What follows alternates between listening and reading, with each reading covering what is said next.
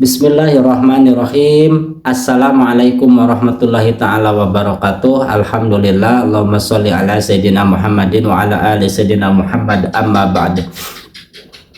Buat subscriber, penonton dimanapun berada, semoga diberikan kesehatan lahir dan batin, dimudahkan mencari rezekinya, dimudahkan jalan-jalannya juga, beserta rezekinya mengalir.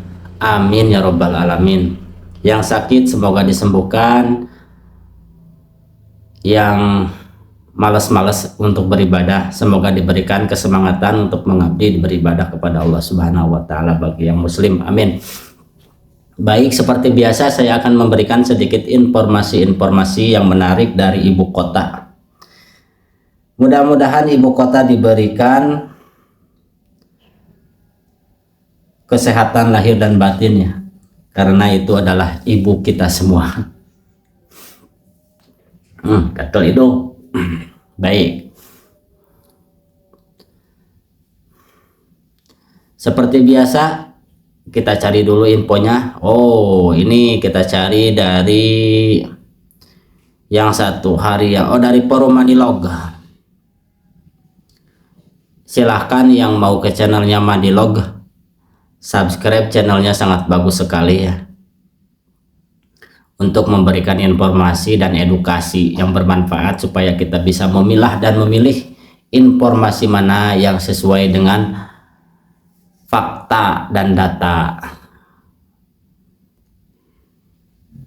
Di sini ada judulnya seperti ini: sadar tak sadar Prabowo menjadikan TNI musuh bersama rakyat Indonesia.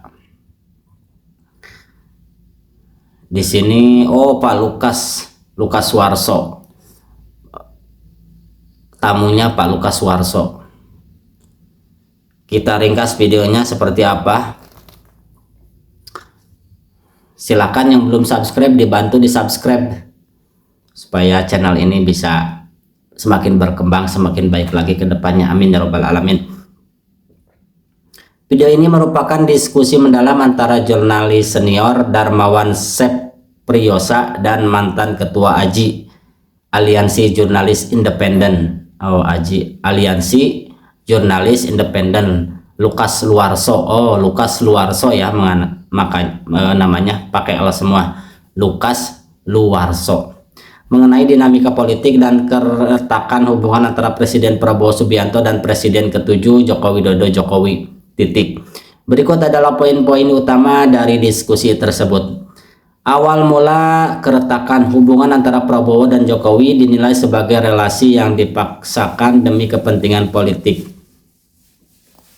Teriakan hidup Jokowi oleh Prabowo pada HUT Gerindra ke-17 diartikan sebagai bentuk ketidaknyamanan atau kegalauan Prabowo dalam menavigasi posisinya, yang menjadi awal dari berakhirnya hubungan yang harmonis. Poin kedua, analisis gaya kepemimpinan. Lukas Luarso menyoroti gaya pidato Prabowo yang impulsif dan seringkali tidak terkurasi, stream of consciousness yang dianggap sebagai tanda kecemasan atau beban masa lalu yang muncul kembali saat berkuasa. Kekuasaan dan aparat. Diskusi ini membahas kekhawatiran mengenai penggunaan institusi negara seperti TNI dan Kejaksaan oleh pemerintah saat ini untuk memperkuat kekuasaan serupa dengan penggunaan Polri dan KPK pada masa Jokowi. Isu dinasti politik. Adanya spekulasi mengenai masa depan politik Gibran Rakabuming Raka dan ambisi Jokowi untuk mempertahankan pengaruh melalui dinasti, meskipun Lukas meragukan elektabilitas anak-anak Jokowi jika tidak didukung oleh manipulasi sistem. Sifat demokrasi. Diskusi ini menekankan pentingnya check and balance dalam demokrasi dan peringatan agar rakyat tidak mudah terpengaruh oleh manipulasi persepsi politik atau informasi yang tidak terverifikasi. Ini bahasanya sangat baku sekali ya. Mengapa Prabowo sering berpidato spontan? Kita tanyakan. Menurut narasumber dalam video, gaya pidato Presiden Prabowo yang spontan dan tidak menggunakan teks didasari oleh kecenderungan pribadinya yang impulsif serta rasa tidak suka terhadap keterkaitan pada naskah. Narasumber menjelaskan bahwa hal ini merupakan bentuk stream of consciousness, arus kesadaran, di mana Prabowo lebih memilih untuk mengungkapkan isi pikiran atau perasaan yang ia rasakan saat itu juga secara langsung. Selain itu, gaya ini dianggap sebagai sarana bagi beliau untuk curhat mengenai beban politik dan trauma masa lalu yang pernah dialaminya sejak tahun 1998, yang kini muncul kembali seiring dengan posisinya sebagai presiden. Kalau dulu kan sebagai Kopassus ya, sekarang udah jadi presiden. Mengapa Prabowo diberi posisi Menteri Pertahanan?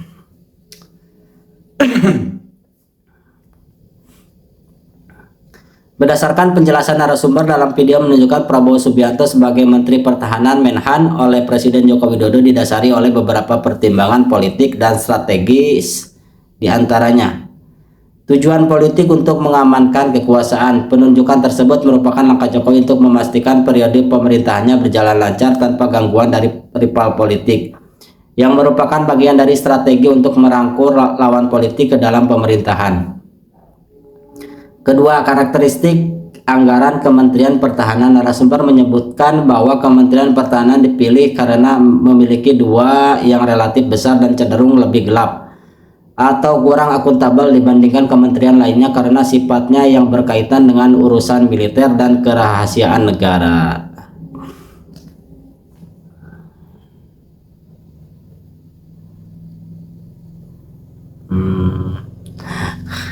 Sadar atau tidak sadar, Jokowi bagus dalam berpolitik. Dalam artian ya seperti itu ya. Berdasarkan penjelasan narasumber, mengapa hubungan Jokowi dan Prabowo sulit menyatu? Hubungan antara Presiden Joko Widodo dan Presiden Prabowo Subianto dinilai sulit untuk menyatu atau mengalami keretakan karena beberapa faktor utama. Relasi yang dipaksakan. Narasumber menyatakan bahwa secara genetik dan genealogis kedua tokoh ini memang tidak bisa menyatu. Hubungan mereka dianggap sebagai relasi yang dipaksakan dan sengaja diada-adakan hanya demi tujuan kekuasaan politik, bukan atas dasar kesamaan visi kenegaraan. Agenda kekuasaan masing-masing keduanya dinilai memiliki agenda pribadi. Agenda pribadi untuk berkuasa, rekonsiliasi yang terjadi tidak didasarkan pada prinsip kenegaraan, melainkan kepentingan masing-masing agar bisa tetap memegang tampuk kekuasaan. Dampak kontroversi digital.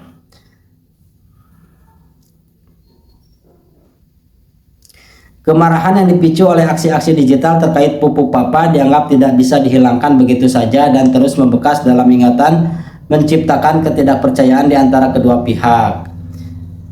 Kegalauan politik teriakan hidup Jokowi oleh Prabowo pada acara ulang tahun Gerindra dianggap sebagai bentuk kegagalan di internal Gerindra terkait posisi Prabowo yang terkesan menjadi boneka Jokowi yang kemudian menjadi titik awal keretakan hubungan harmonis mereka. Mengapa kabinet pemerintahan saat ini sangat gemuk? Tanda tanya. Silahkan yang belum subscribe supaya saya semakin bersemangat. Berdasarkan penjelasan narasumber dalam video, pembentukan kabinet yang sangat gemuk dipicu oleh adanya dinamika politik saat penyusunan kabinet antara Presiden Prabowo Subianto dan Presiden Joko Widodo. Narasumber menyebutkan bahwa awalnya Prabowo sudah memiliki daftar kabinet tersendiri, namun kemudian dipanggil oleh Jokowi ke Solo. Setelah pertemuan tersebut, Jokowi memberikan daftarnya sendiri yang pada akhirnya menyebabkan jumlah kementerian membengkak hingga mencapai 100 menteri. Aduh, dari sini saja ya sudah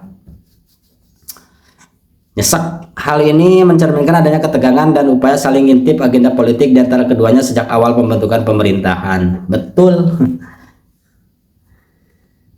Siapa ya? Harapan kita siapa lagi nanti ke depannya? Sesudah Prabowo siapa? Masa mau janganlah, naudzubillah min dzalik.